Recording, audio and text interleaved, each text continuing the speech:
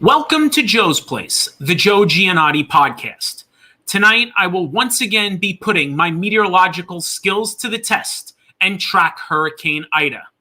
Ida has rapidly intensified and is forecasted to make landfall as a major hurricane sometime on Sunday, August 29th. August 29th is a familiar day in Louisiana history, as it is also the 16th anniversary of Hurricane Katrina making landfall near New Orleans, and the levees and pumps will be put to its biggest test since 2005. I will be looking at the latest weather models and taking audience questions on this potentially catastrophic storm.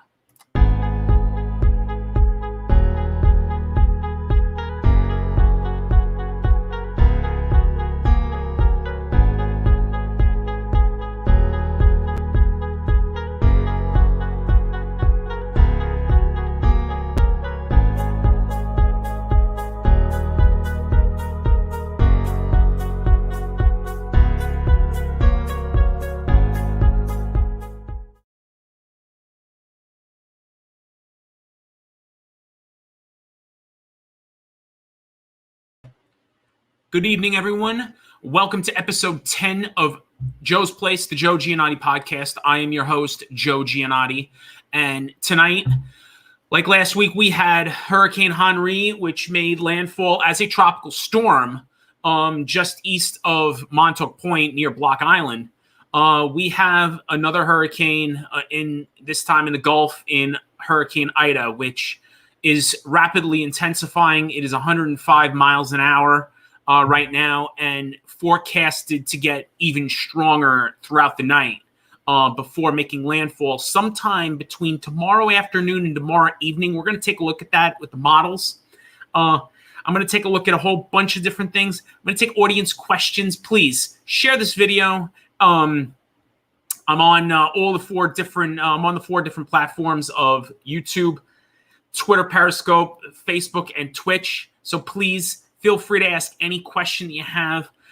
This is a very, very potential devastating storm. And of course, this is the 16th anniversary of Hurricane Katrina, which forecasted it just unbelievable that what Katrina did. And the worst of Katrina actually was that the levees and the pumps did not hold on the west side, which caused all the death and devastation.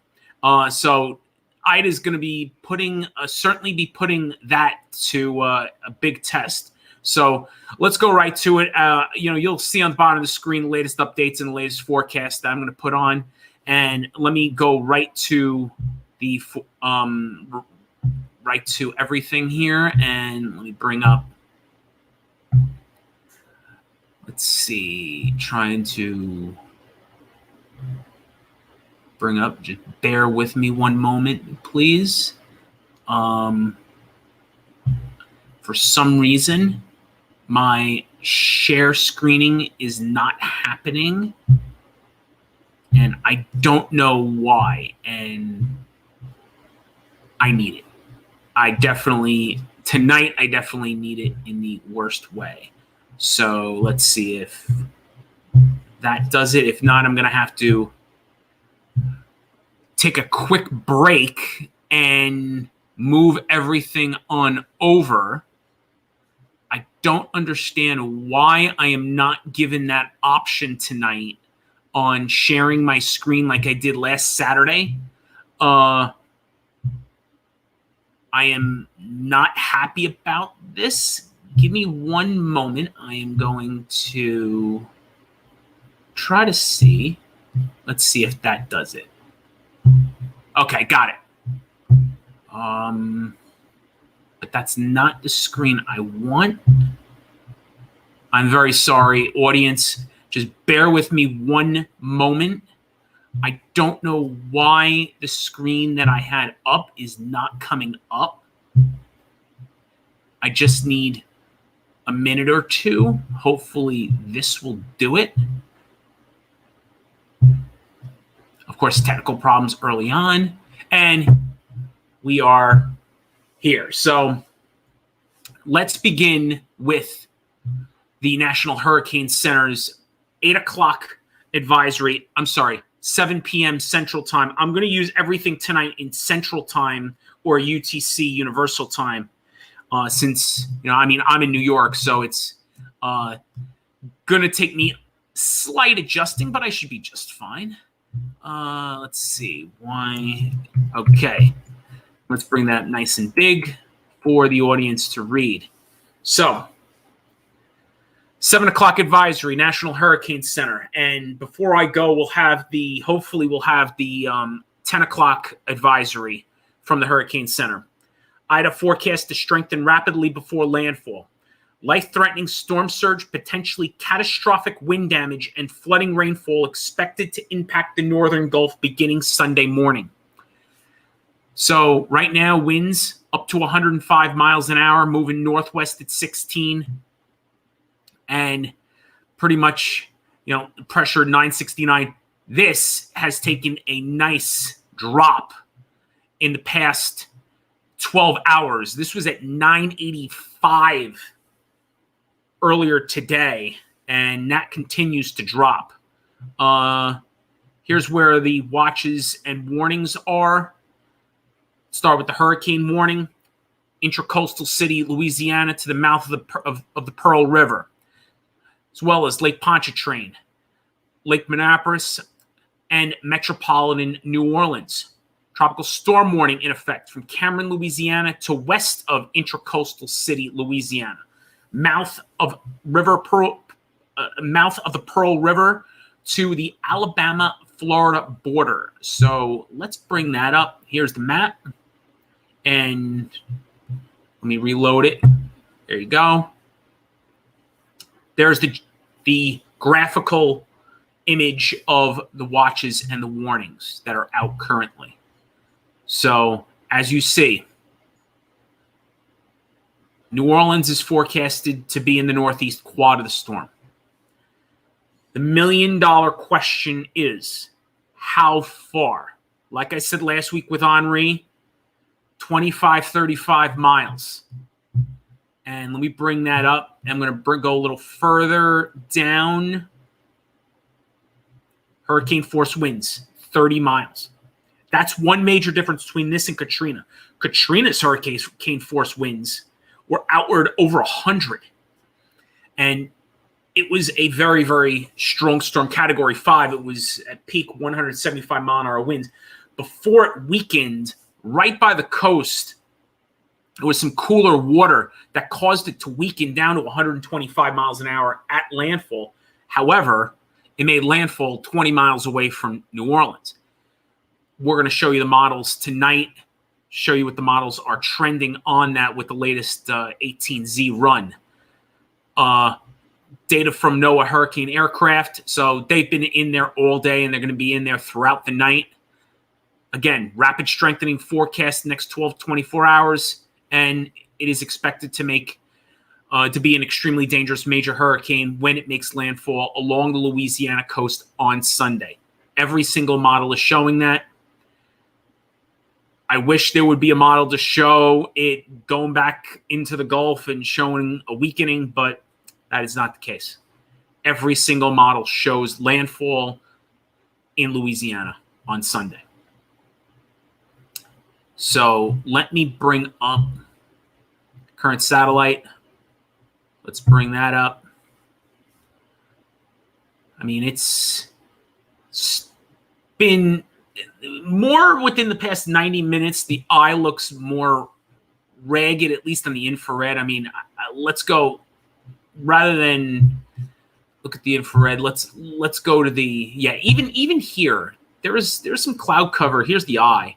It was more defined earlier, and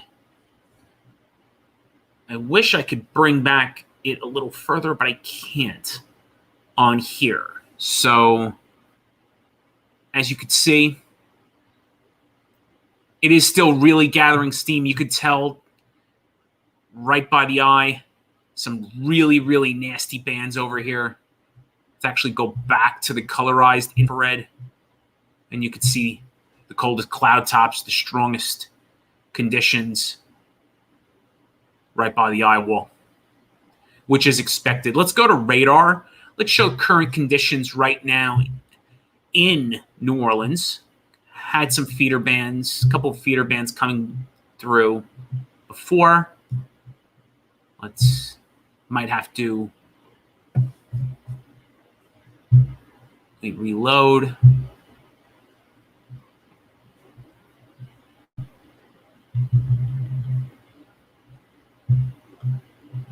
Sorry. Got some thunderstorms this evening. Southwestern Kansas, if anyone is watching from that neck of the woods.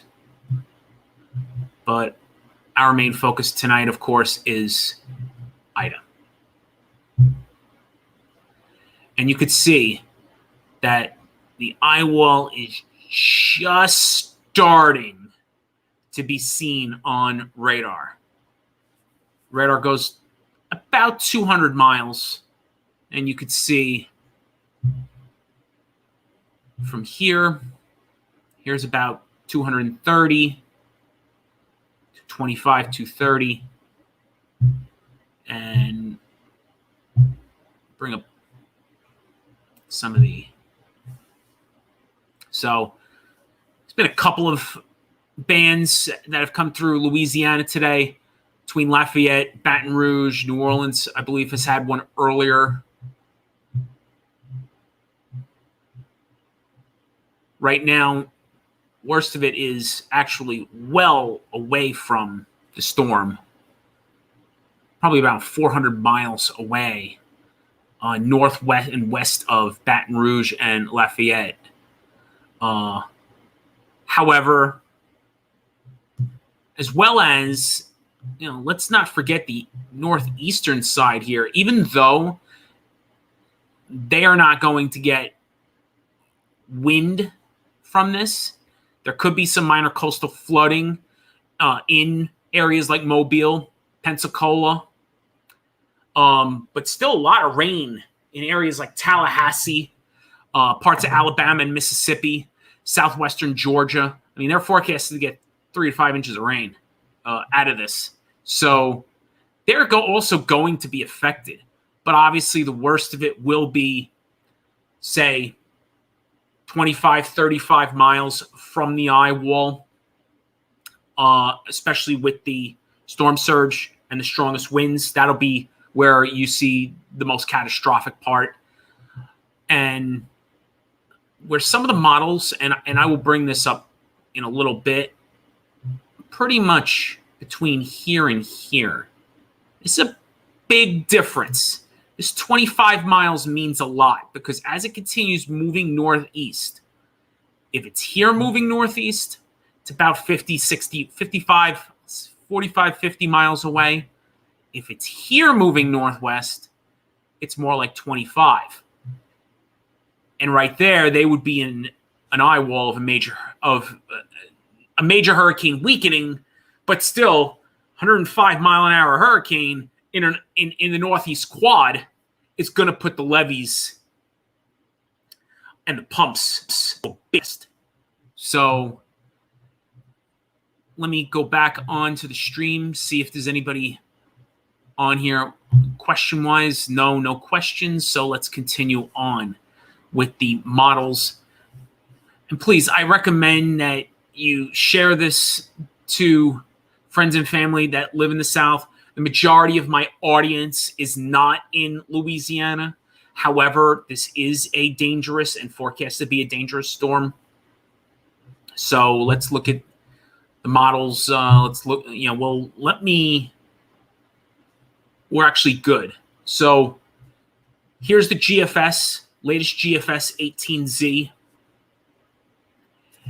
And this is 12 p.m. tomorrow. This is at noon, which, by the way, in this area is high tide. So that's even worse. Making landfall, 110 mile an hour hurricane. This is a major hurricane just before landfall. So it actually makes landfall as a major hurricane and around high tide, which is even worse. That could be really bad. Again, It's due south of New Orleans at this point. If I was to go here, the best way to show this is going here, taking the map.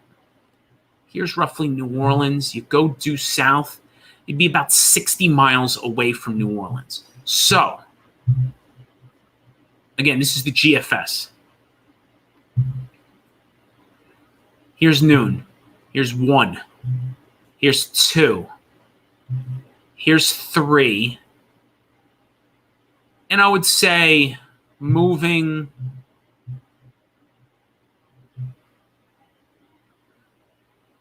about 10 to 15 miles an hour max. I would say if that's right, and let's go to the closest side, which would be here. I'm just doing an approximation. I mean, it's within 30 miles of New Orleans. Of the western side of New Orleans. Eastern side of New Orleans, about 45.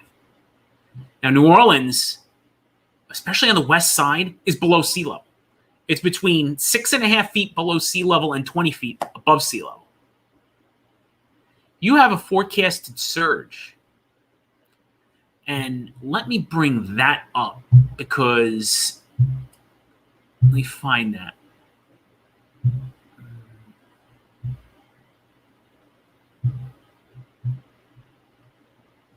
The surge is forecasted on the east side to be about 7 to 11 feet, especially at high tide, which, let me bring that up. High tide is forecasted to be around 1 o'clock tomorrow. Between noon, about 1 o'clock tomorrow is Sunday, is forecasted to be high tide. So if you look between 1 and 3, this is where it's going to get bad. 7 to 11 feet is very, very dangerous in eastern New Orleans for storm surge, which essentially is around the mouth of the Mississippi River. And then Lake Pontchartrain, which is here, 5 to 8 feet, and I have that high tide. That high tide's around 12:30. So when it reaches its closest point, at least for Lake Pontchartrain and that area in eastern New Orleans, it is not high tide, but it's just after high tide. So it's still going to be high. And it's definitely, as I said, I'm going to say this quite often tonight, it's going to put the levees and the pumps to a big test. I mean, you have winds here. This is 60 miles an hour. Let's see if there's gusts on here. 60 gusting to 90 at,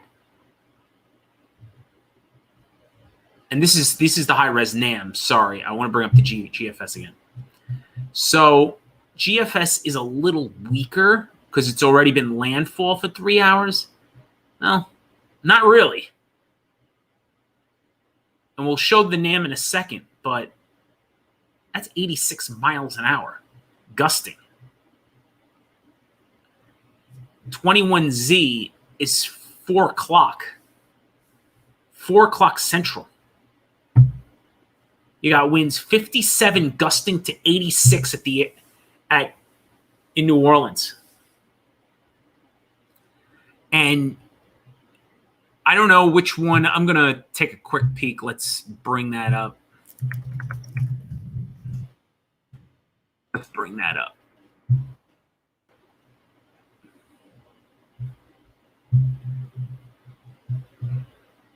This one I should have had up before, but it's okay.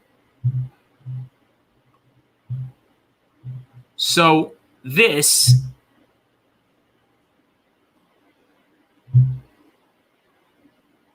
is New Orleans lakefront. This is the city. And this is the airport. And this is the Superdome. And let's bring it closer. So, forecasted wind at the airport, 86 miles an hour at 4 o'clock.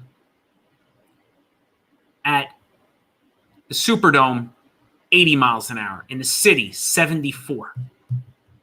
Let's see if it goes any further and then weakens slowly. So, hurricane gusts occur between 3 and 4 hours tomorrow, according to the GFS. Let's go to the NAM. NAM.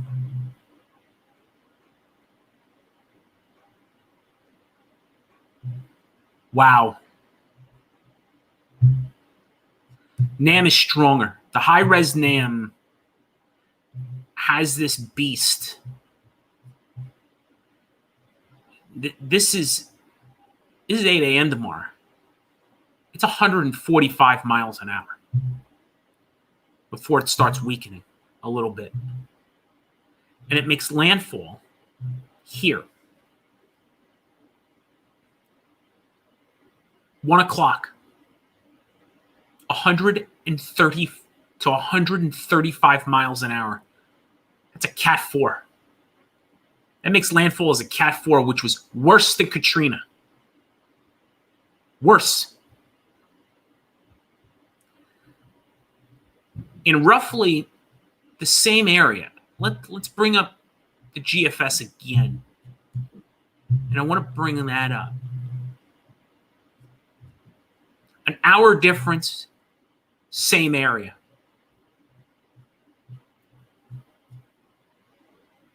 Now let's go on when New Orleans gets hit. And at the time, New Orleans is getting rocked with sustained tropical storm force. 1 o'clock, 2 o'clock, 3 o'clock, 4 o'clock. The thing about this model is that the winds, again, I'm looking sustained. Let's go to the gusts. So the gusts. At landfall, the Superdome's already at hurricane force gusts.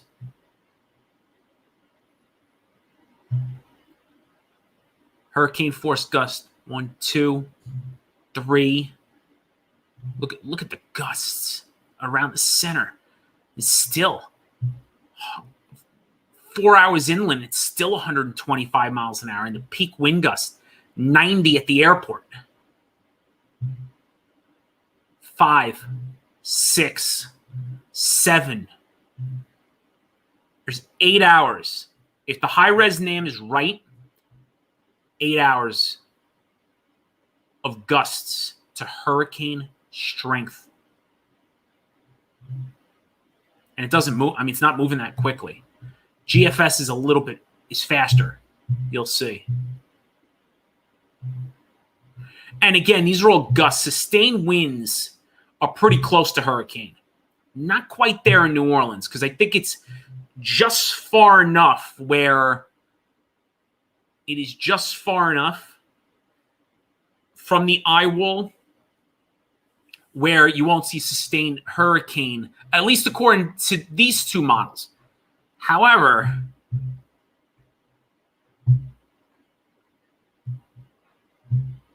sustained at 61 is still mighty strong.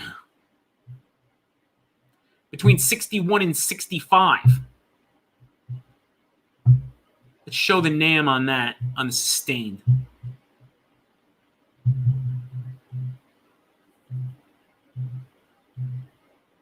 Yeah, the highest gust that I see is about 58 to 60.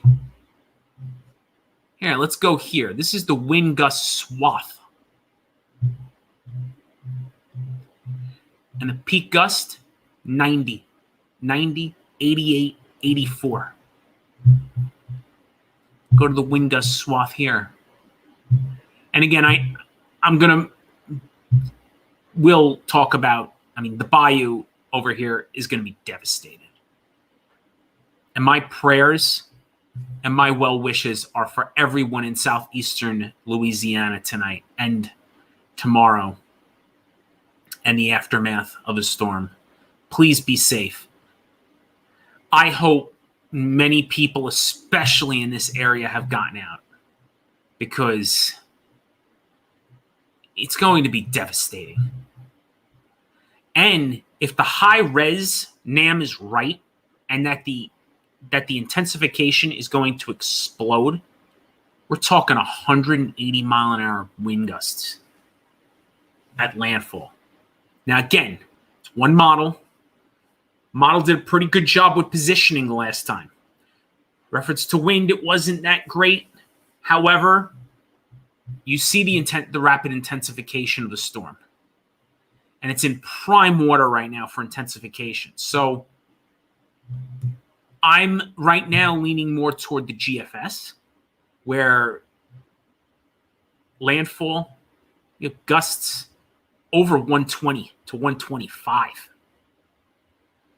And even in the city, that's category 1.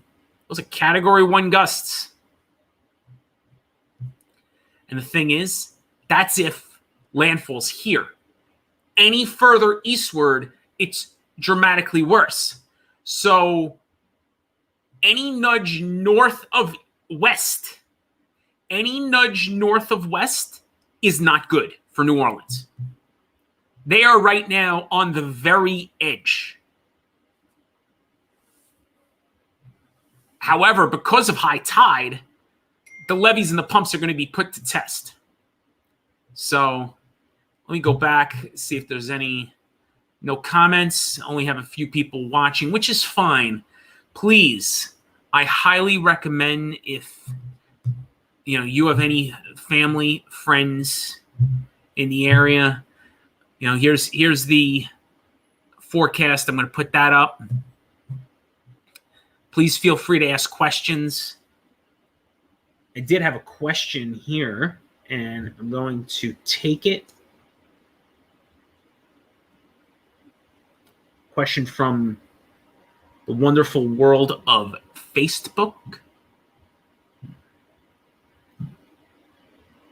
Yes, I said it like that. Facebook. It's Facebook, of course.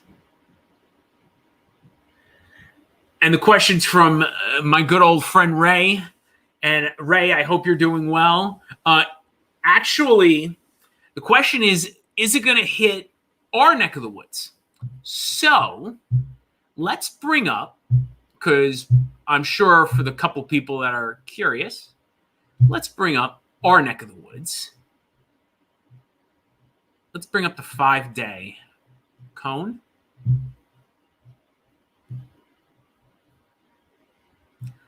And it is forecasted as a remnant low to affect our neck of the woods probably sometime Thursday in the area. Nothing compared to, of course, just potential more rain. And like New York City needs more rain. They had a New York City and the New York City metropolitan area has been hit with so much rain so far this summer. And at this point, if the city gets a light rain shower, it's going to create a flood. That is how much rain New York City has had, including yesterday. Yesterday, another half an inch to an inch dumped over the city. During Henri, it was 6 inches of rain that dumped in the city. As a matter of fact, more rain affected New York City and parts of New Jersey than it did in Nassau and Suffolk County. And it was just incredible. That one feeder band that we saw last Saturday night pretty much just stalled. It didn't really move all that much. And it just kept developing and developing because the dew points were in the mid-70s and it was just so warm. Just so muggy and just brutally muggy. So let's go to the H wharf. I think this is now 18Z. Yeah, let's go to the 18Z H wharf, and then we'll go H-Mon. I mean, it's similar to the high-res NAM. I mean, this is 10 and tomorrow. 140 mile an hour sustained winds. And they don't have gusts on here, so imagine higher gusts. Gusts to 160 plus. Here's 1 o'clock. However, there is one thing that I do notice. Landfall, and let's bring up the difference in landfalls. We'll go NAM to this. Landfall here on this little island here, which is, I'm going to have to, it's not Grand Isle. I'm going to bring up become familiar with my islands now. And I apologize, I'm not from the area, but east of Forchon. And again, my apologies if I mispronounce a geographic location. But here are the islands that are forecast to get the worst of it. So here's Fortune. This island right here looks like landfall for the NAM and the GFS. For the H wharf, it's this island right here. So I'm going to bring up how much of it's a big difference. Because, and the reason why it's a big difference is because, in particular, the metropolitan area of New Orleans, these areas are still going to be devastated, but there's a difference of 25 miles. And that's huge. Because if landfall is around here, moving northwestward, as you'll see,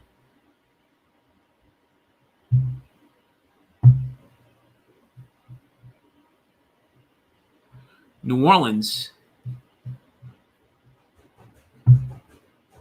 is relatively spared, the worst of it. And their gusts, sustained lower end tropical storm, 40 to 45, gusts 60, 65.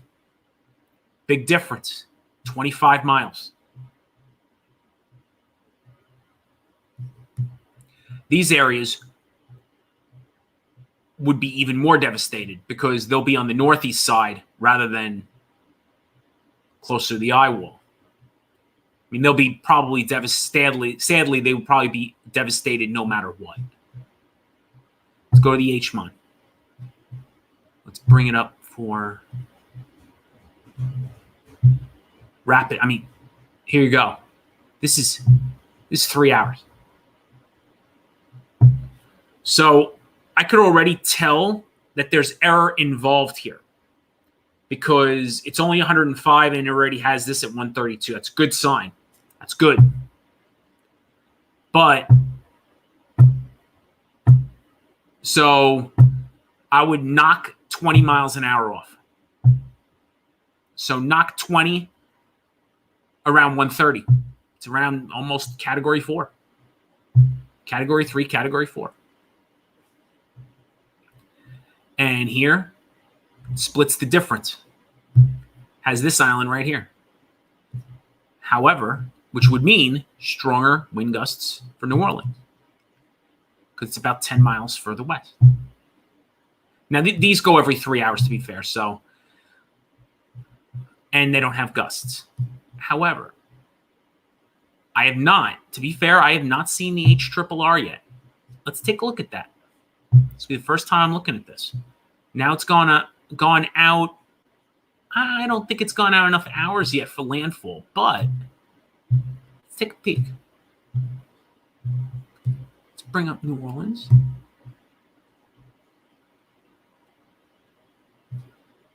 And it looks like similar to the NAM and the GFS. The HRRR, for those that are unfamiliar with this model, It only goes out 18 to 24 hours, depending on the resolution. This is the high res. I don't think. Let's see. Let's see. Here's the lower res on it.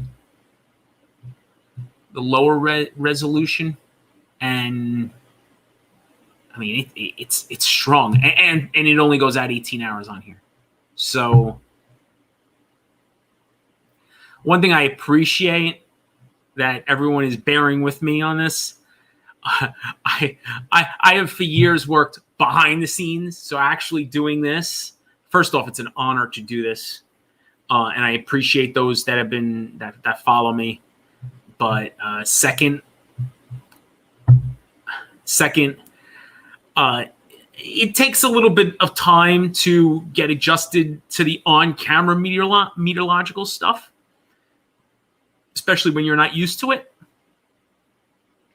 However, this is my first love. This has been something I've wanted to do my whole life. And the initial part of me having a podcast was to go and discuss weather. I could tell you right now, I highly recommend you follow Ryan Hall. Ryan Hall has done an outstanding job with his platform, and his meteorological experience is incredible. He has over 50,000 followers on YouTube, so please definitely follow him. I'm only there to help out, and I subscribe to his channel. I am and I will come clean. I am a paid subscriber to his channel because I think what he does is outstanding work, and I wish him and his family all the best. So, just once again, there's the current satellite. I'm going to take a brief break just to get a drink of water and a snack. I'm going to keep the current satellite image up of Ida, and I will be right back. And please feel free, ask any question that you might have. I'm going to try to see if there's any questions on the Twitter side of things. And please feel free to ask.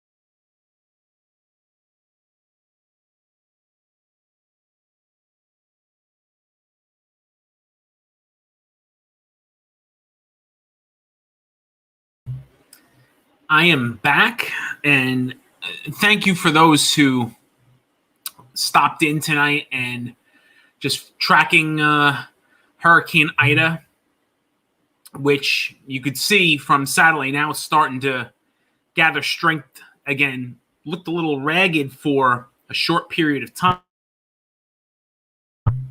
However, now it's starting to gather that tight eye wall again. That very, very tight eye wall. Which, again, some of the strongest hurricanes have that really tight eye wall. Andrew was a classic example of that. Very, very small, compact. The one thing about Katrina that was very different, Katrina, and let's bring that up. I am going to bring up Katrina now. So let me remove that. I do want to briefly bring up Katrina since someone asked.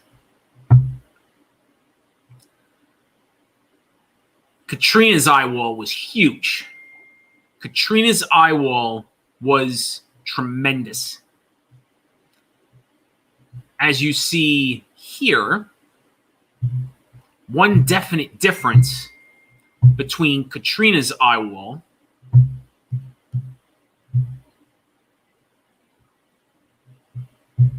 and Ida's eye wall. Ida, small and compact. Usually the strongest storms have that very small, compact eye wall. And the reason why is because of the amount of energy that it takes. So to have a really large eye wall, it takes so much energy from the storm to have an eye wall like that. When you have a nice, small, compact, it doesn't take as much energy. And so it's able to spin and spin and spin and just rapidly intensify, especially in these waters that have little shear. These are waters that are 85 to 90 degrees. It is just prime for rapid intensification. And my gut is going to, if I had to make a prediction right now, again, I could be totally wrong, and we'll find out if I'm right in 2 hours. This storm is going to be a major hurricane at 11 o'clock. And if not, it's just barely going to be under it. But I think it's going to be a major hurricane by 11 o'clock tonight. We'll find out. And it's making a beeline for southeastern Louisiana.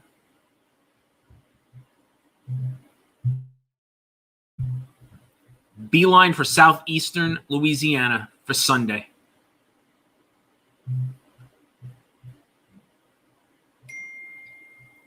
Let me bring up one thing I have not brought up yet, and this is one thing I am going to discuss, is let's talk about rainfall. We talked about the winds. We talked about the surge. Let's talk about the third factor. Let's talk about the rainfall. Let's go 48 hours. And the forecast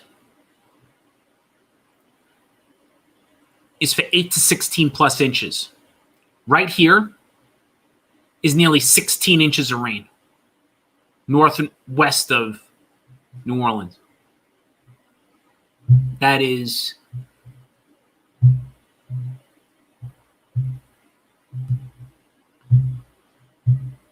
tell you where Ryan Hall has this so spot on is he uses 2 computers to do this. I'm gonna have to start a GoFundMe to get a second computer to do this. But roughly around the Baton Rouge area, that's where the forecast is, according to the GFS. And that is an incredible amount of rain.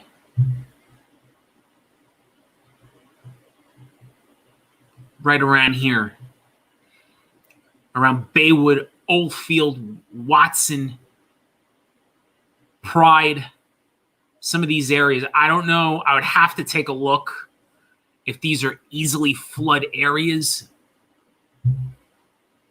I would say no matter what, if they were or were not, the forecast for 16 inches of rain, it would certainly be a massive flood area.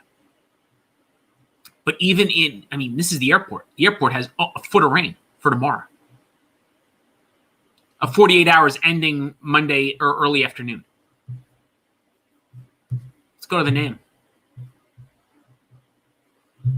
Briefs of 48 hours. Remember, the NAM and GFS are similar in location. 18 inches of rain at the airport. 16 inches of rain at the Superdome. 20 inches of rain. 20 inches of rain. Just offshore.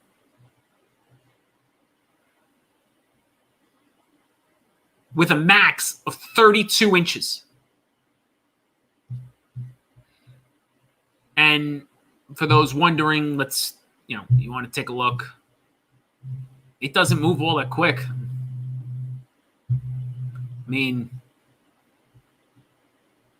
One nice thing about the NAM is the NAM has a composite reflectivity. Goes hourly.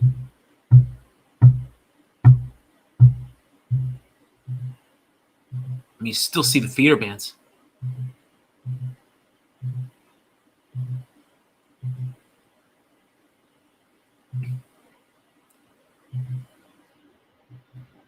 And these feeder bands can dump an inch of rain an hour. Let's go to the similar.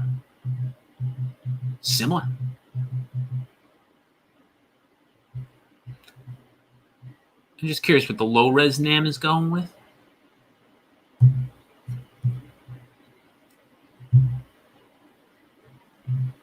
Low res, this is 12 hours.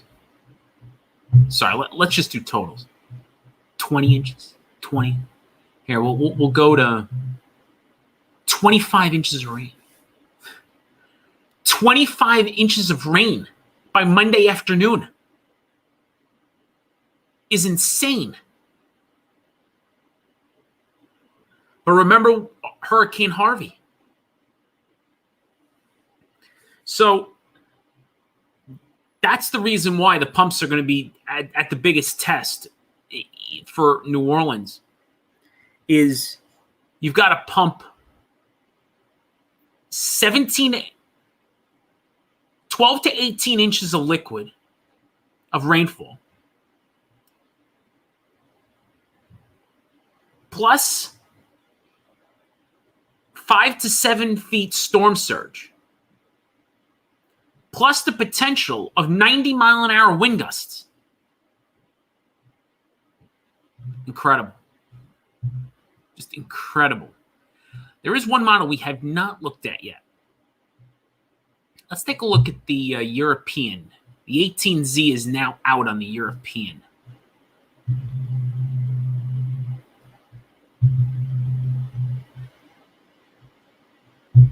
I have not seen this yet, so this would be new.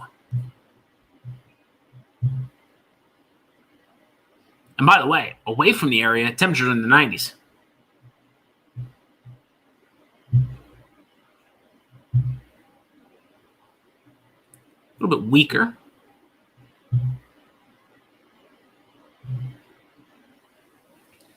More like the hurricane models. A little further west. Again, in reference to wind and surge, that would help New Orleans.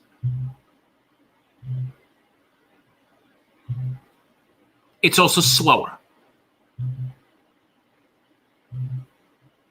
That is not good. But it is weaker.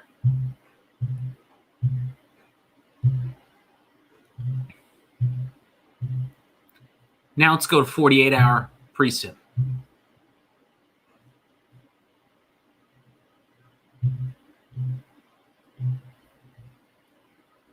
Because it's slower, we actually have to go further out.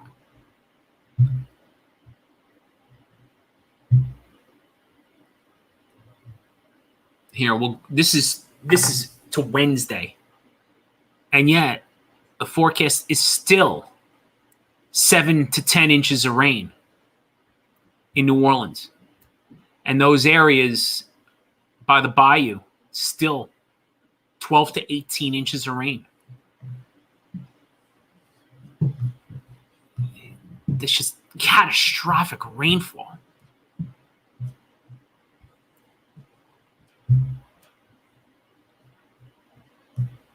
Catastrophic rainfall.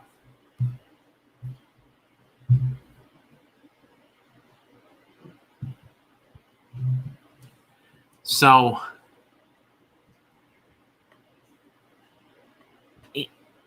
it's going to be a huge test for New Orleans tomorrow on the 16th anniversary of Katrina.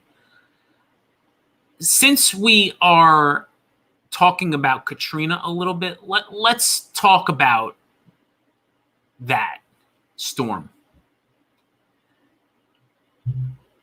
It's one of 2 times in my life that I pulled an all-nighter. Never pulled an all-nighter in college. Never pulled an all-nighter any other time, for the exception of Hurricane Andrew and Hurricane Katrina, because I knew that those would be historic meteorological events, and they are events that I will never forget as long as I live. Andrew was the first year I was, in this house. I was 11 years old at the time. It was a week before school started. I will never forget as long as I live the coverage on Andrew and the devastation in Homestead, Florida, which almost 30 years later still hasn't fully recovered. Some areas they just decided just not to cover anymore because it was just so devastating.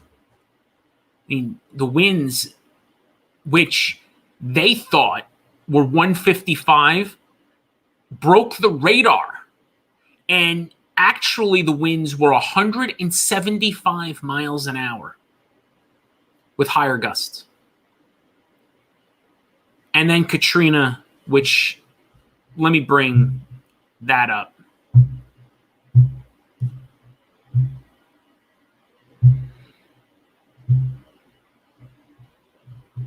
Everyone saw this already.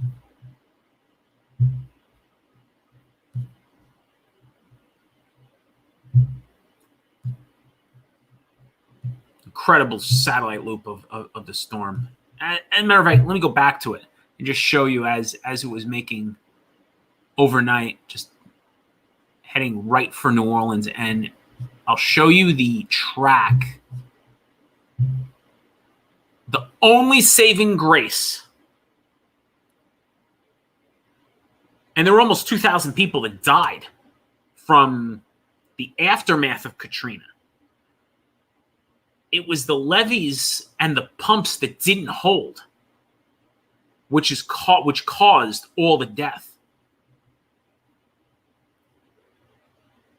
The other fortunate thing was that Katrina made landfall on the west side. If Katrina would have made landfall just on the other side of Lake Pontchartrain, there would have been a lot more than 2,000 deaths. There would have been a lot more than 2,000 deaths. I'm just being realistic. Because on that northeast side was devastation. I want to show an area. There is a famous area called Pass Christian, Mississippi. Pass Christian, Mississippi is an area that was devastated during Hurricane Camille back in the 60s. I want to bring that up because I want to show you where Pass Christian is, and I know I'm not sharing yet, but I will shortly.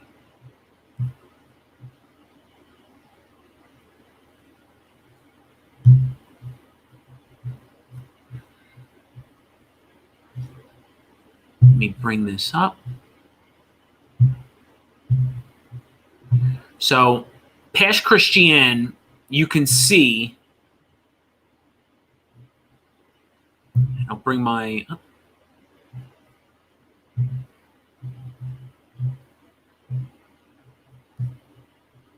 Here's New Orleans right here. New Orleans is right here.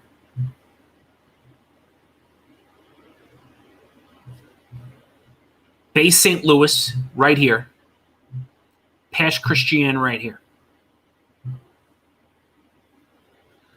The surge during Katrina was higher than it was during Camille. And Camille was a Category 5 hurricane when it made landfall. That was because Bay St. Louis and Pasch Christian were on the Northeast Quad. And it was utter devastation.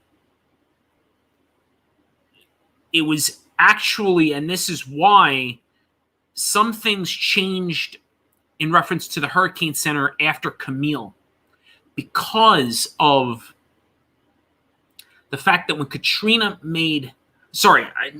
Katrina, not Camille, when there was landfall of Katrina, they did not realize that it was going to come in with Category 5 storm surge.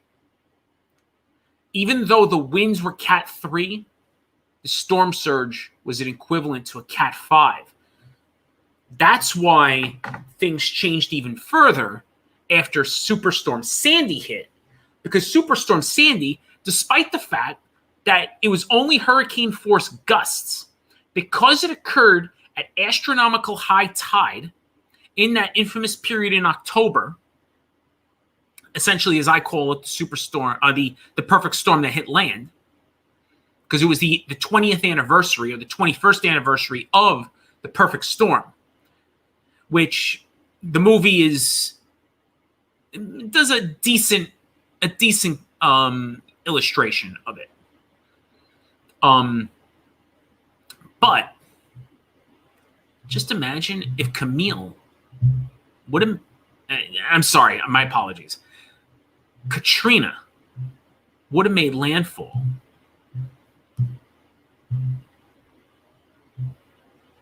And again, moving due north. At least here with Ida, it's moving northwest. But imagine just, and I'll take the pencil, due north, right up, moving at 16, 17 miles an hour. All that water, which again, the levees didn't hold. The levees didn't hold, and they were on the other side of the storm. Just imagine if they were on the northeast side with a Cat 3, with surge of Cat 5. It would be, the deaths probably would have tripled or more. And the devastation, which was set at 150 billion, may have been 300 billion. And I do believe that. I do believe that. That the devastation would have been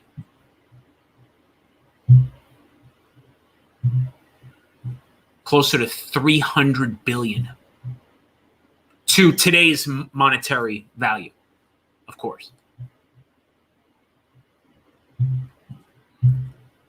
But back to Katrina, since we're talking about it, and we'll go right back to Ida as we wait. The first of the models will start running around 9:30 with the NAM. Here's where the hurricane swath winds were.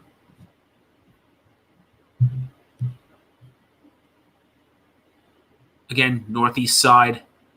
Even made it into, as far, because it was that big of a storm, hurricane force winds go out about 85 to 100 miles. As far as Mobile, Alabama. Category 1 hurricane force winds, gust to Cat 2.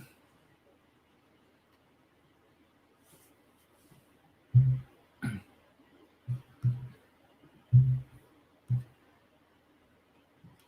showed you that.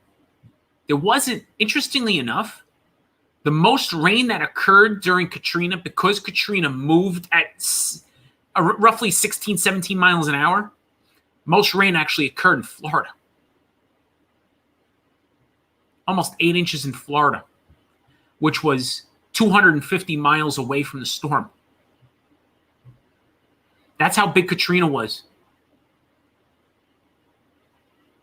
Tremendous. There were a number of tornadoes, but tornadoes weren't really the factor. The factor was definitely the surge and the 120 to 125 mile sustained winds with gusts to 140 hitting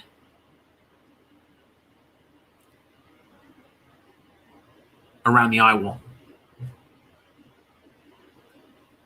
Matter of fact, is this the... Here's a good map of this. I don't think I show this.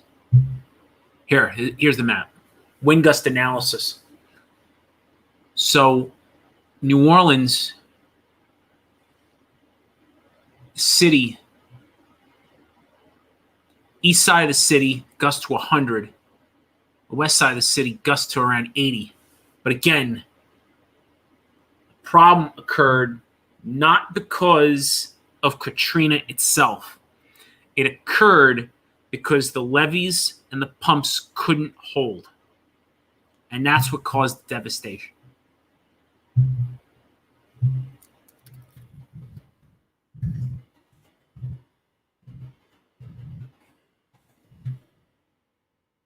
Bringing up,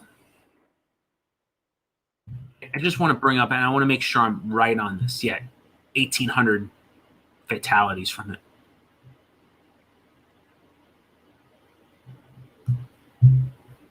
I mean, as one massive, massive storm.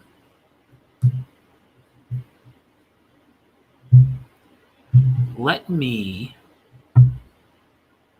go back to Ida.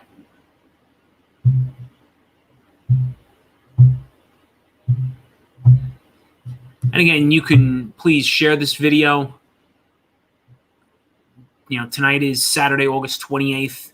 Landfall is expected tomorrow. Let's take a peek at the HRRR. That updates. One thing about the HRRR is it updates every hour. So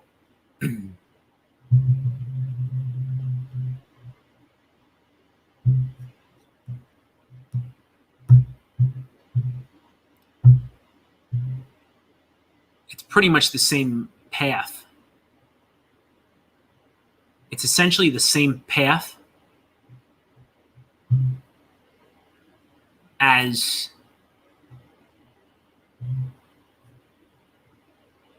the GFS and the NAM.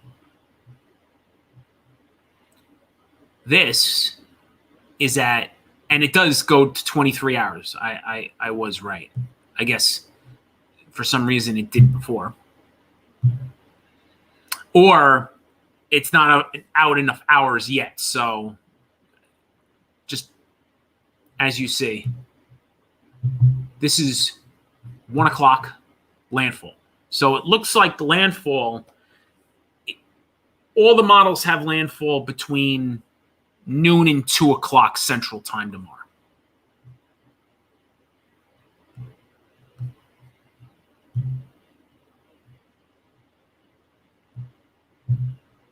Do they have a gust? They do. So here at landfall,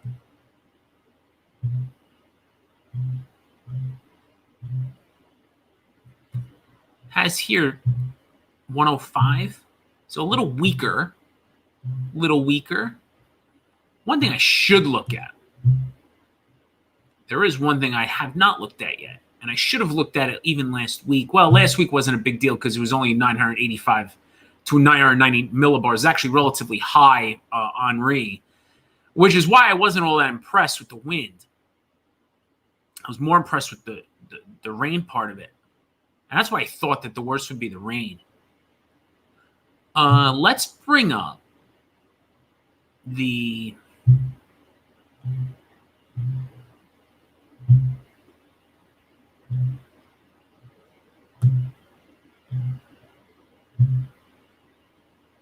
All right, so the HRRR doesn't have the pressure. The others I know do, of course. So let's bring that up.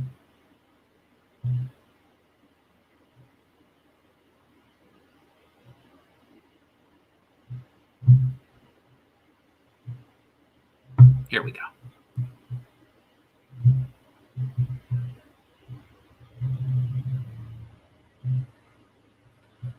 $970.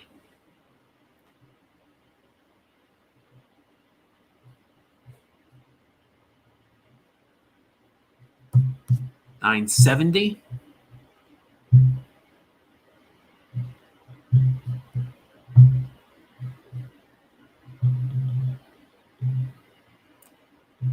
$963.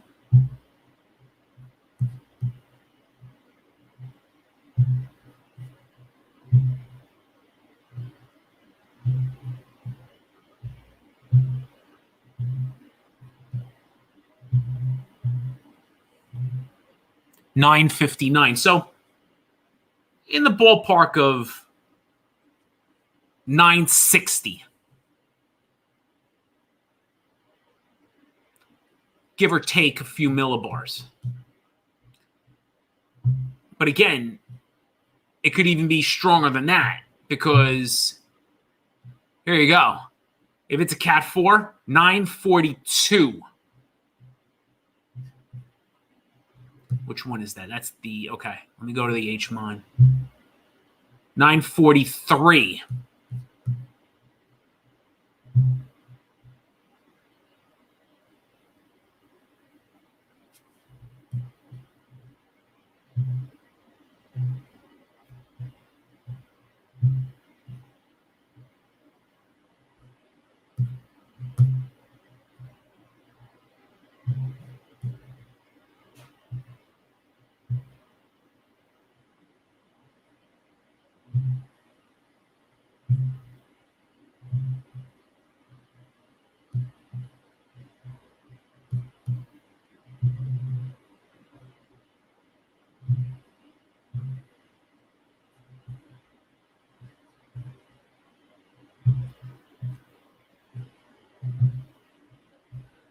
I don't even know if that's a good one. I think I might have to go.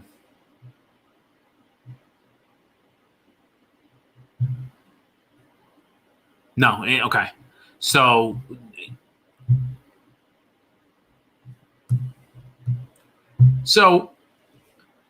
that all depends on the rapid intensification. And by the way, let's take a look at what it currently is. Let's go back to the Hurricane Center. Okay.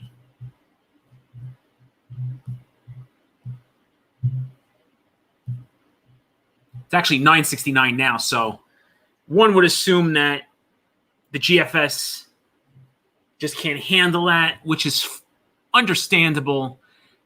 It does, some of the models have issues with just the tightness. It showed 972, which I'd be very surprised if it bumped all the way up to 972.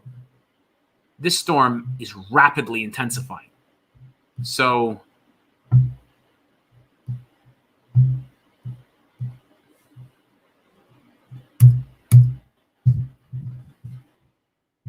we had actual, okay, we're back.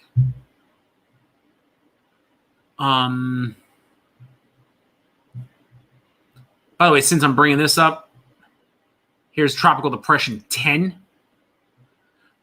I'll talk about it for a minute.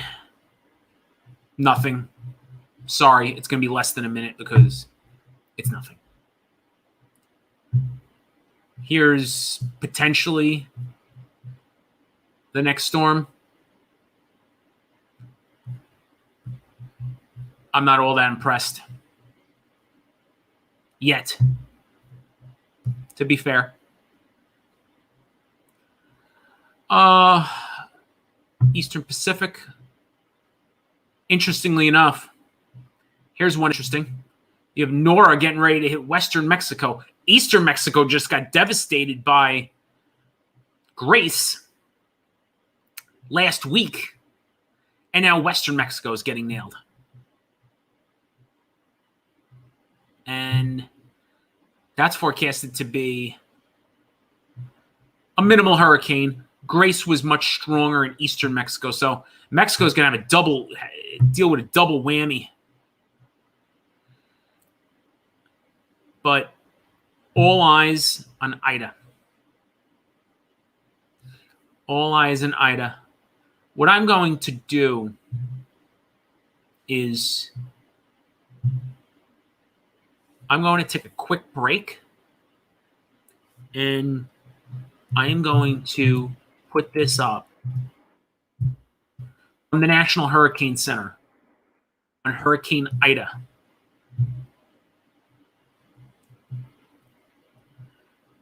The point of this is not the time. I know this is 5 o'clock Eastern, 4 o'clock Central.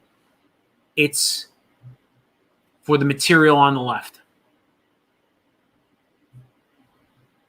and the warning.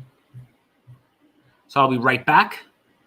And please take a little time and read the danger that Ida holds, especially if the forecast holds, which is looking very, very likely. All the models are showing landfall in southeastern Louisiana tomorrow. So I'll be right back.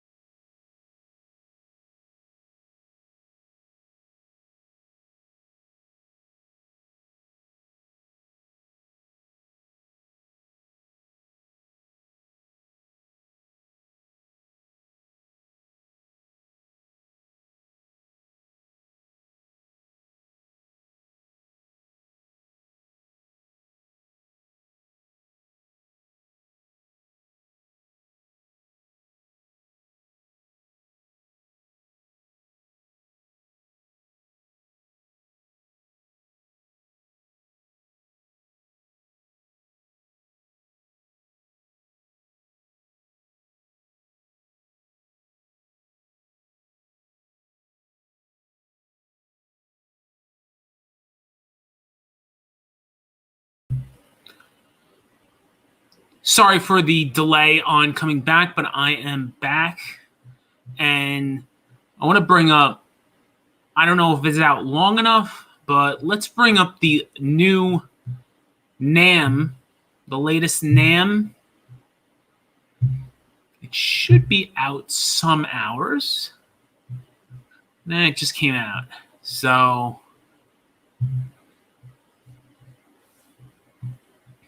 we're going to need another 10 minutes.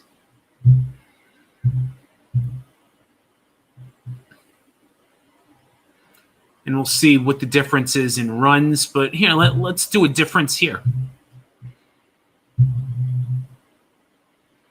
So this is the previous run. Let's go 2 runs prior. Further eastward.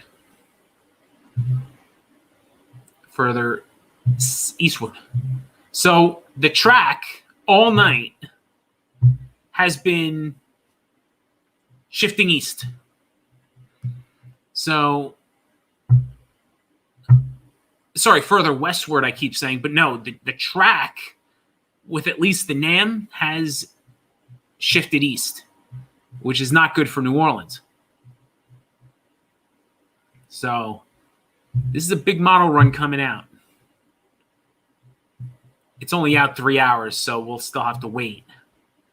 There really isn't much additional information until then from what I have already shown you. But so I'm going to wait. And if anybody has any questions, I know there's only a few people on here right now. Please feel free to ask any questions that you might have on this storm. I guess one thing we can take a look at, and we'll just base it on the GFS, is the track of it. So here's Sunday. Very slow moving. There really isn't anything to steer it until it doesn't move all that quickly. I mean, Tuesday, it's only getting out of Louisiana. This is Monday night. Here is 11 o'clock Monday night. Check that, 10 p.m. Central, 11 Eastern. And it's only in Mississippi.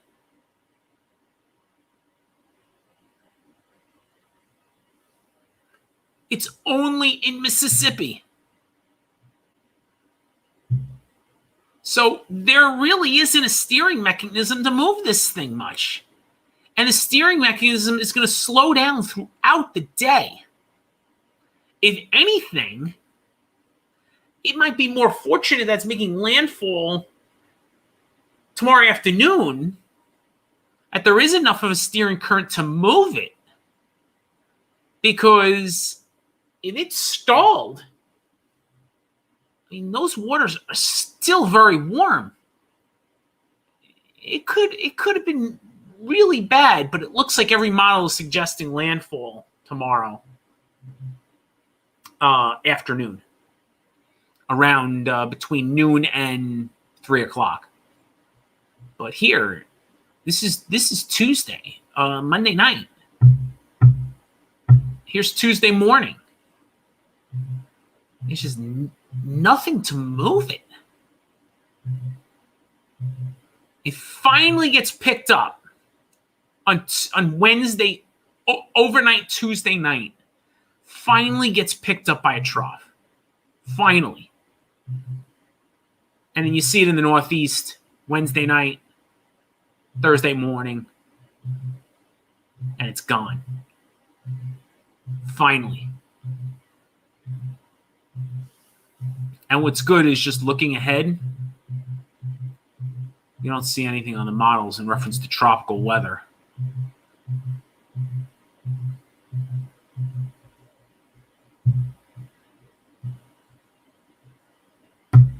That's the second time I did that now. I'm going to bring that back up again. So what I was talking about and I didn't realize. So here's Monday night. Ida is only leaving Louisiana and affecting Mississippi. And the center is finally in Mississippi. Then Tuesday afternoon, it's still eastern Mississippi, western Alabama, northwestern Alabama, and southern Tennessee. And finally, a trough takes it Wednesday into Thursday morning, and it's gone. And then I'm just bringing up the model. Next weekend, according to the GFS, looks relatively good.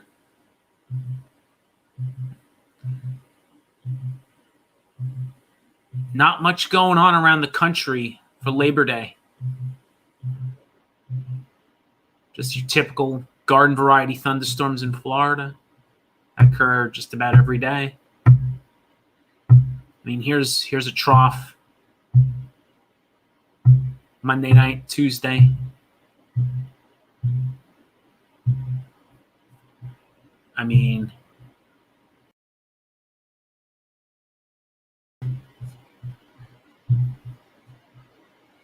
There's not much. There's a hint of another storm hitting, Pacific storm, ready to hit Baja California and Mexico.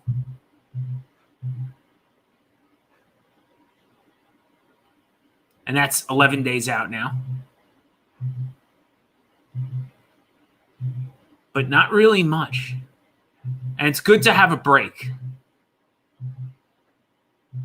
It's a good break. Now, we'll find out if that happens. This is still far out. Who knows if this is going to develop. Now we're at the end of the model, which is 16 days out. So we'll find out. Now, let's see. This goes...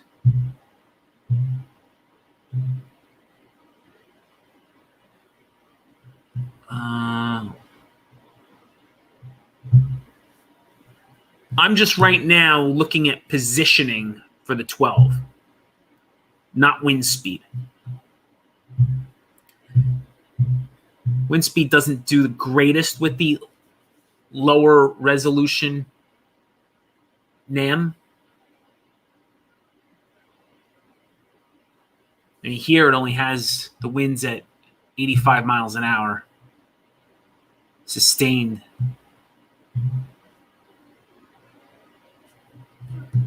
With a pressure of 970.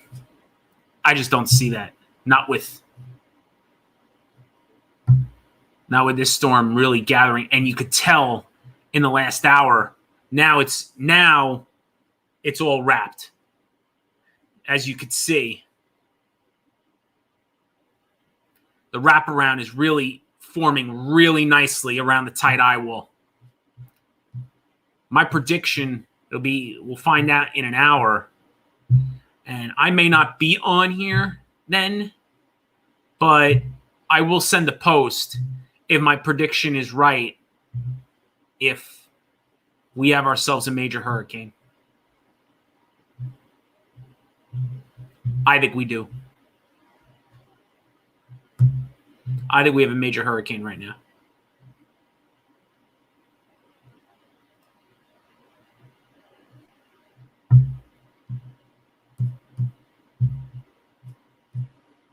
I mean, 12 hours forecast to be 125.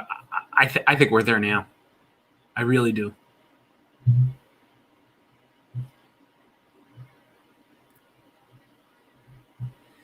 Let's see.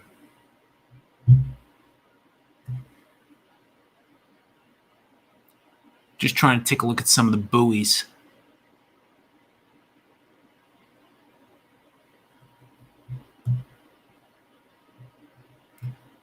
We have one buoy. I don't know where this is, for what it's worth.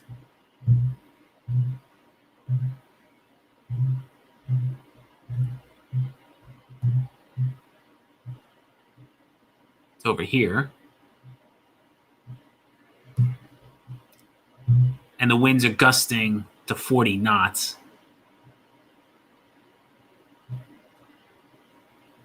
Waves 15 feet.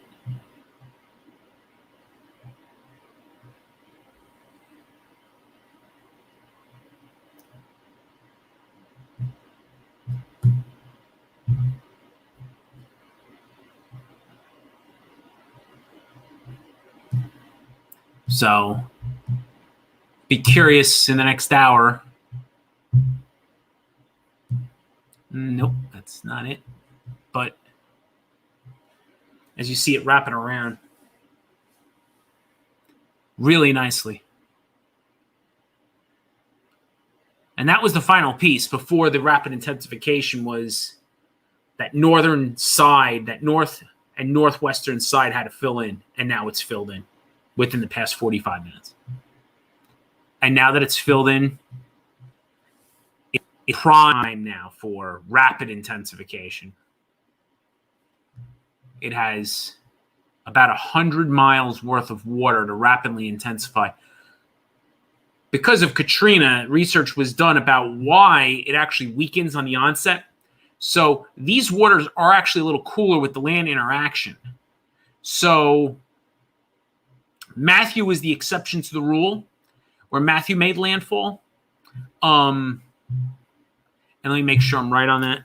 It's Matthew and not Michael. Yes, Matthew. No,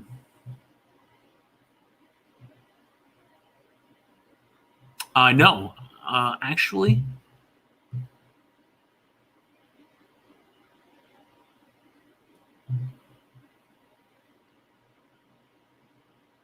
Yes, it is Matthew.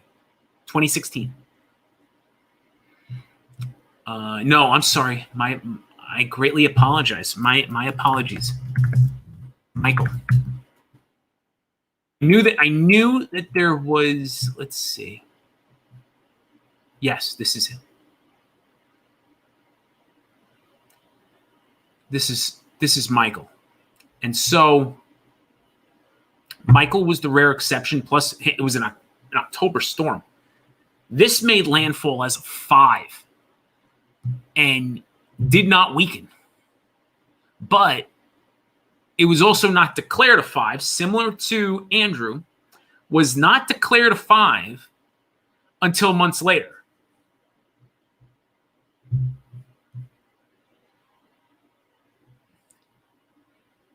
And it was actually the most intense landfalling mainland hurricane since Camille in 1969.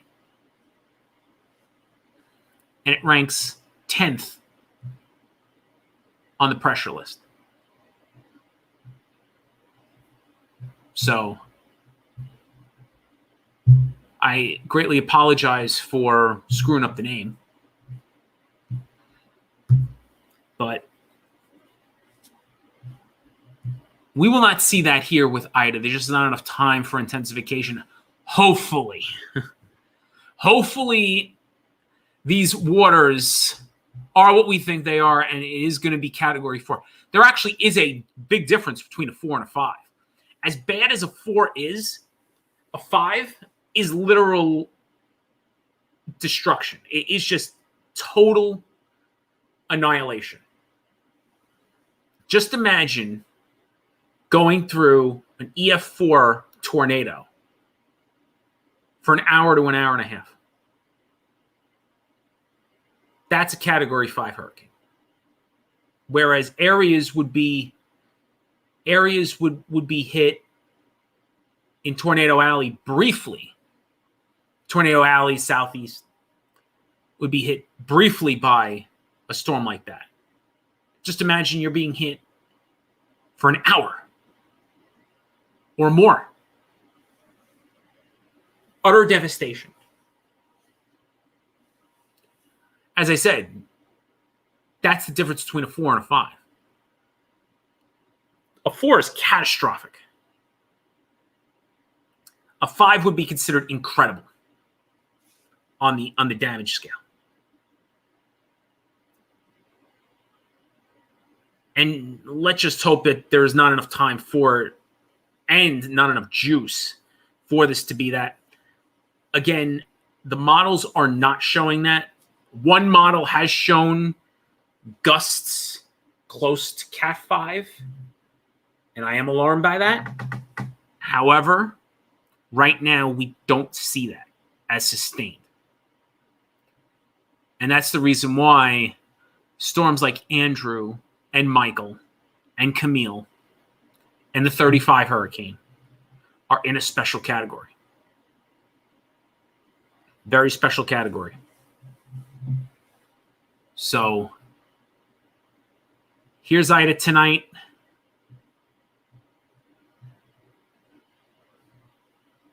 By tomorrow afternoon, it makes landfall in southeastern Louisiana. The question for New Orleans is, how close is it as it's moving northwestward?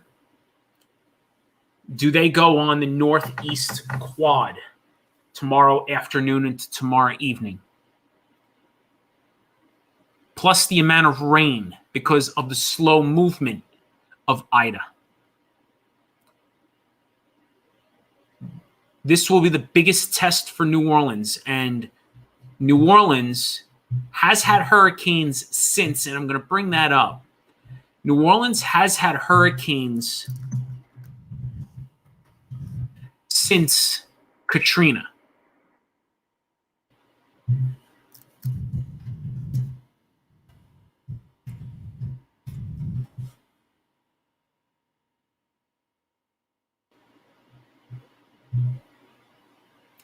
Let's see.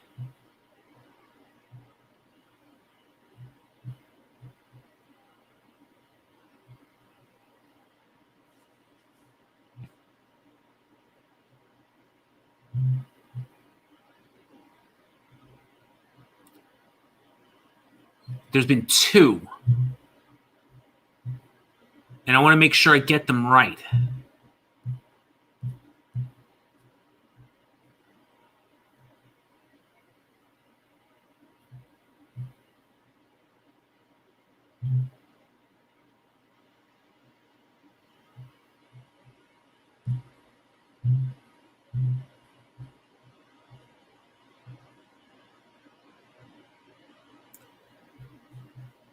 I'll be right back.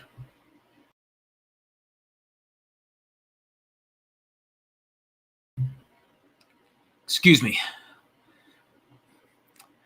I took the brief break because I had to sneeze.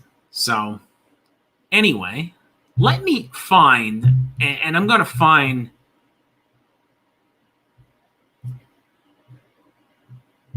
history of hurricanes in Louisiana. Here we go. Let me see.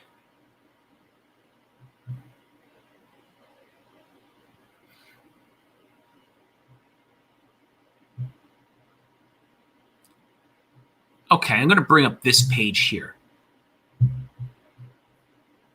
I don't know if you can see. I'm going to blow it up. Okay. I remember Gustav.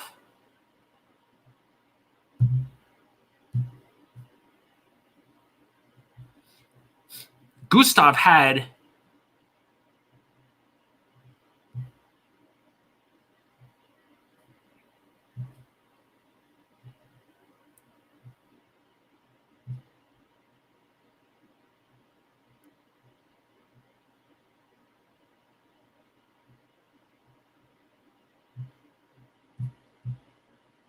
Gustav, to the best of my knowledge, and I could be wrong, was more, I know it was more of a rainmaker, but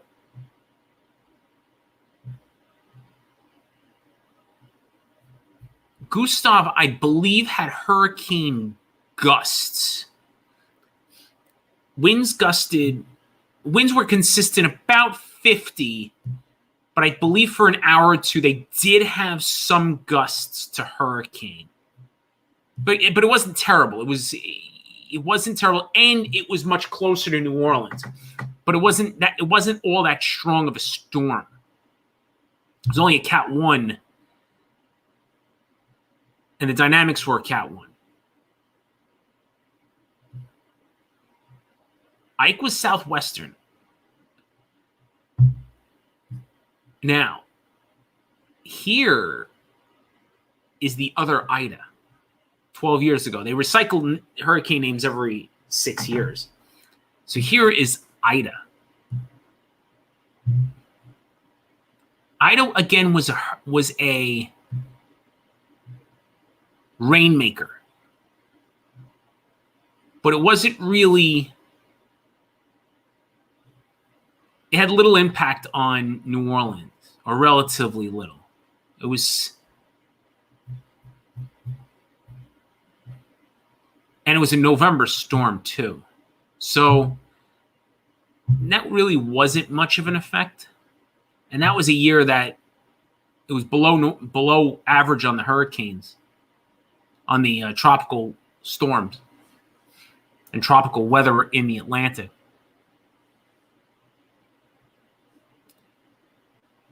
Bonnie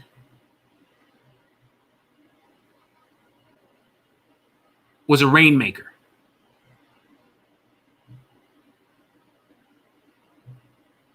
This was nothing. Isaac, I remember.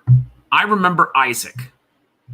Isaac was a Cat 1, to the best of my knowledge.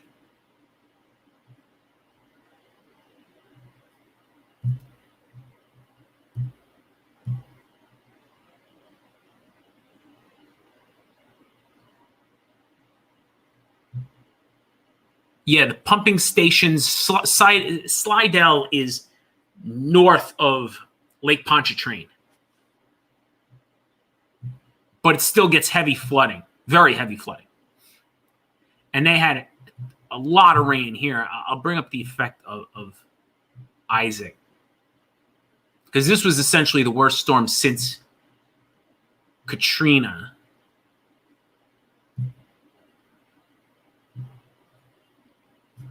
And probably doing this live is not the best idea, but winds were 80. Pressure was low, 967 low.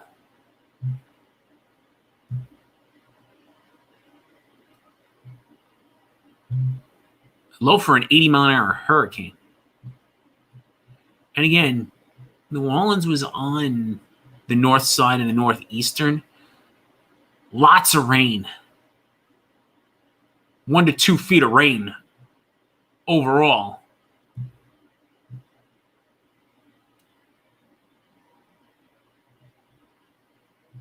I mean, some storm surge up to 8 feet in New Orleans.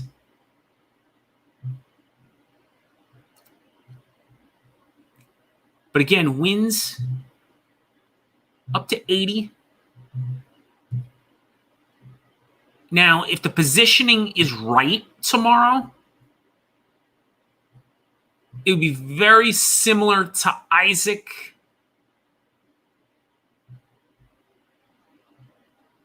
For New Orleans.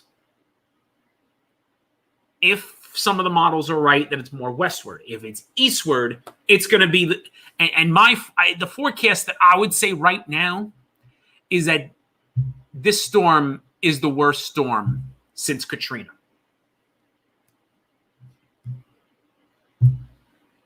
Hey there. Hope you're having a great night. Are you a meteorology student, just a weather enthusiast? Do you just love the wonderful world of weather? Are you in the New Orleans area? Because if you are, I wish you and your family all the best. And I wish all the families, I wish everyone in Southeast Louisiana and Louisiana in general, as well as Mississippi, and parts and also Western Alabama, all the best with Ida, because it's not just going to be a rainmaker. It's not going to be just the devastating winds, but there's forecast for 2 feet of rain. Some areas could get 2 feet of rain with this, with the slowing down of Ida tomorrow afternoon, tomorrow evening. that is means for a potential catastrophe, especially in the low level, the low-lying areas.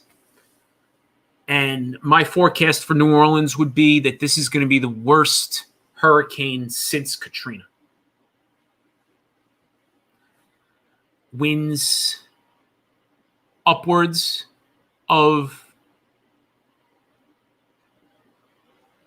gusting to 90 miles an hour, sustain 55, 60, probably at times going to 70. Any further eastward, you're in the hurricane sustain. And if the storm intensifies to a high level or a mid to high level 4, the amount of hurricane force winds are probably going to expand a little bit further. So we'll find that out.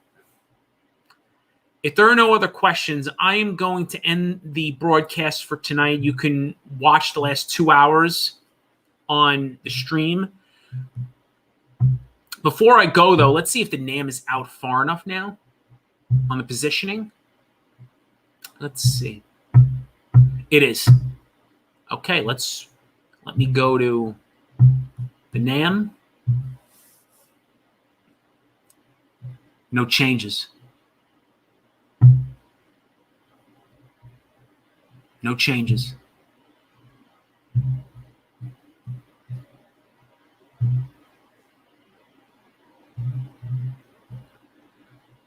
Let's see if the... Okay.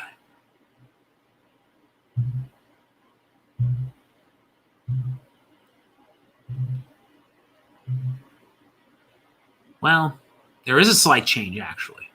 On the high res name, there's a slight change. It's even a little further eastward. Remember we showed you before those islands? Let me bring you those islands again. Those 4 islands.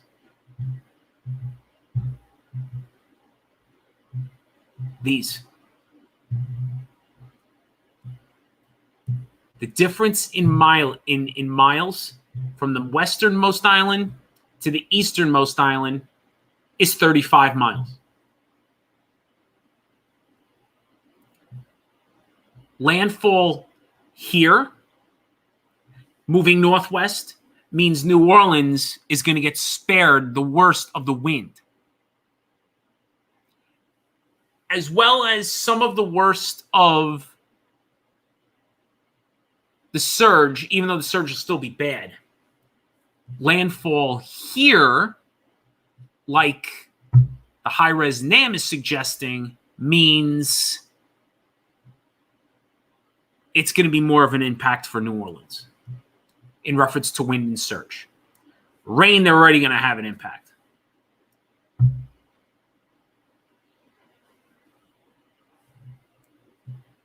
going to blow this up.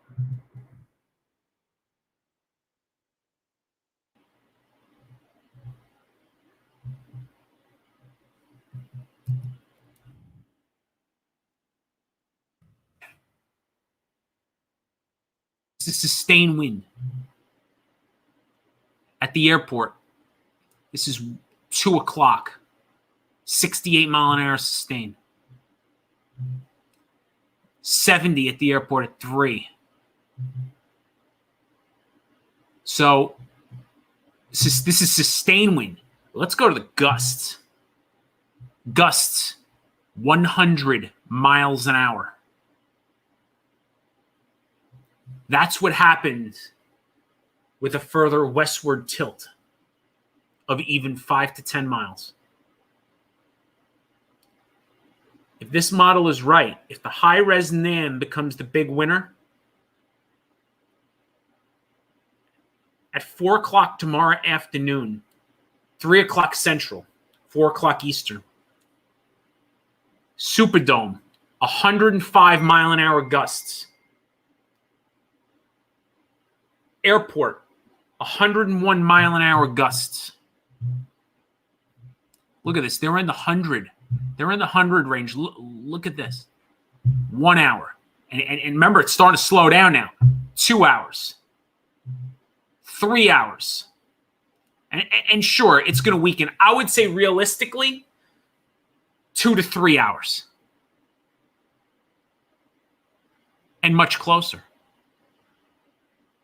They're definitely in that 25-mile swath of the eye. And probably at times getting sustained hurricane force winds.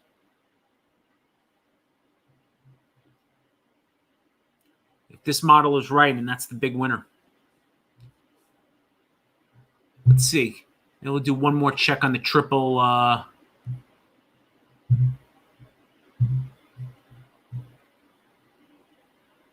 And it's interesting because you go to the 0Z. Interesting because the HRRR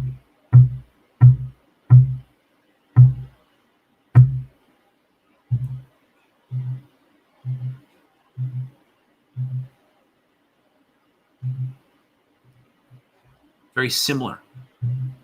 Now, what I do think will happen is obviously once it goes on land, it's going to weaken. So I don't know if the 100 mile an hour, I'm going to reserve judgment on that 100 mile an hour wind gust because once it goes on land, it is going to start weakening. However, those gusts could still be in the 100 range. That could be realistic. That could be realistic. I say the HRRR here is more realistic, though, where you have hurricane force wind gusts going on for a little bit. But also, look at the difference. 5-10 miles. That's the difference. 5 to 10 miles is the difference between if New Orleans is going to get into the significant hurricane force wind gusts, or if they're going to get spared. Rain, they're going to get devastated with rain. Surge can be pretty bad. I mean, upwards of 5 to 8 feet Lake Pontchartrain, 7 to 11 feet mouth of the Mississippi River. And of course, by these islands is going to be the worst at 10 to 15 feet on the surge. By the way, if the models are indicating a closer track to New Orleans, be blunt, that surge is going to be higher. Also, speed is going to matter. It looks like it's a little slower, so that means that it's not going to necessarily be high tide, which would be a good thing. However, it will be high tide over here.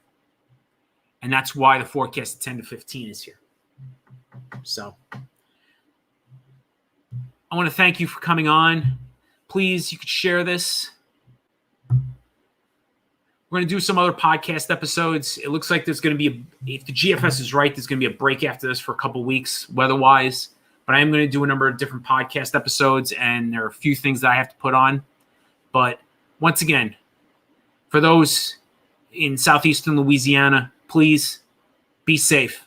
If you haven't evacuated already, the time is running very, very close to running out. I mean, and I wish you all the best of luck with your infrastructure, of course, most importantly, your life. And I just hope that this storm is not going to be a Cat 4 or worse that makes direct landfall in southeastern Louisiana tomorrow. We'll find out. But that storm is really, really looking very strong right now and really has wrapped. And what I'm going to do is I'm going to end the stream by showing the latest satellite as of 9:15 Central Time as Ida is making its way toward southeastern Louisiana with the forecast of landfall sometime just after 12 noon on Sunday, August the 29th, which is the 16th anniversary of Hurricane Katrina. Good night, everyone.